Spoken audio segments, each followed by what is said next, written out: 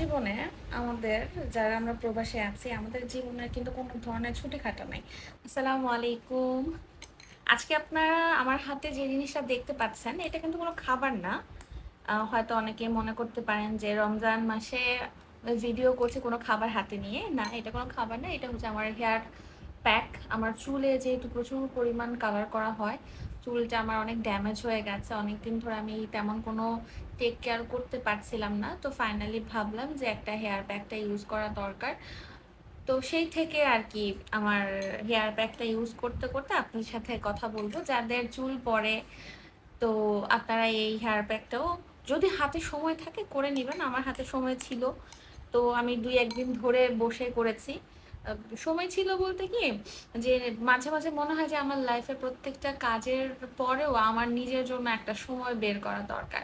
ইদানিং কালে আমি ঘুমাতে পারছিলাম না, চোখের নিচে অনেক ডার্ক সার্কেল পড়ে গেছে। তারপর হেয়ারটাও, চুলটাও একদম কেমন ড্যামেজ হয়ে গেছে, যেটা আমি প্রচুর কালার করি। তো ফাইনালি একটা প্যাক বানালাম। এটাতে আছে হচ্ছে মেথি, অ্যালোভেরা, তারপর পেঁয়াজ কেটে দিয়েছিলাম। এরপর আছে হচ্ছে ডিমের সাদা অংশ, আর এরপর কলা। এগুলো সবকিছু মিক্সড করে আমি একটা হেয়ার প্যাক বানিয়েছি। ঘরোয়া রেমিডেন্স দিয়ে যদি আপনি হেয়ার প্যাকটা বানাতে পারেন তাহলে হয়তো চুলের জন্য অনেক ভালো হয়। আমি আগে অনেক যত্ন করতাম নিজের, এখন আর কোনো যত্ন টত্ন হয় না। তো যাই হোক, কথা বলতে বলতে আপনাদের সাথে হেয়ার প্যাকটা ইউজ করতে করতে আপনার সাথে কথা বলবো।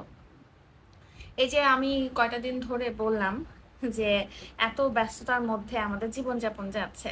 আসলে প্রবাস জীবনে একটা, দেখেন, একটা হচ্ছে কি র্যান্ডম একটা লাইফ, তাই না? আরেকটা বিষয় কি জানেন, যারা কাজকর্ম করে তাদের কি ছুটি আছে বলেন? কোনো ছুটি নাই। ঈদ হোক, কোনো অনুষ্ঠান হোক, তারা কিন্তু ছুটি পায় না। অনেক সময় হয় কি যে সকালবেলা অনেক কোম্পানি ছুটি দেয়, হাফ ডে দেয়, কিন্তু সব কোম্পানি কিন্তু ছুটি দেয় না। আমার যতটুকু জানা আছে যে বিভিন্ন দেশেই যারা কাজকর্ম করে সবাই কিন্তু ছুটি পায় না।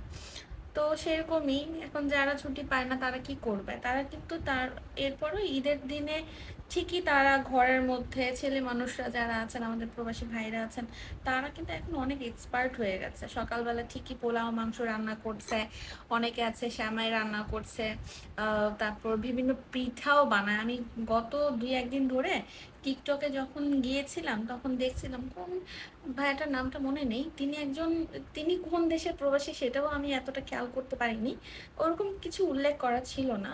তো কয়েকজন মিলে হচ্ছে হাতে বানিয়ে, ময়দা ডিম দিয়ে হাতে বানিয়ে তারা পিঠা বানাচ্ছিল। তো আমার কাছে বিষয়টা অনেক ভালো লেগেছে যে একটা ছেলে মানুষ আসলে চাইলে অনেক কিছু করতে পারে। মেয়েদের কাজ আর ছেলেদের কাজ বলে কোনো কথাই না।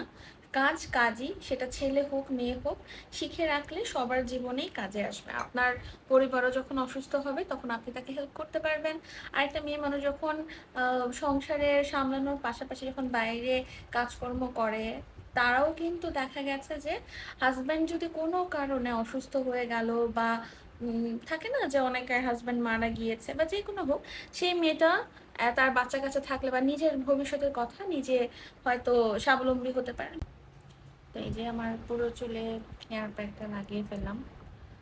ঘন্টাখানিক রাখতে হবে, ১ ঘন্টা কি ২ ঘন্টা রাখলে আমার চুলটা মোটামুটি স্মুথ হবে, যেহেতু অনেক রাফ হয়ে গেছে। তো যাদের যাদের চুলে প্রবলেম আছে, হেয়ার ফল হয়, তারা কিন্তু চাইলে এই ধরনের প্যাক বাসার মধ্যে বানিয়ে সুন্দর সহজে দিয়ে দিতে পারেন, যদি হাতে সময় থাকে তাহলে। সবশেষে একটা কথা বলি, দিন শেষে মানুষ আপনার ফেসটাই দেখবে। সো আপনি নিজেকে সবসময় একটু পরিপাটি করে রাখার চেষ্টা করবেন। আমি যতটুকু পারি চেষ্টা করি, যখন পারি না তখন পারিও না।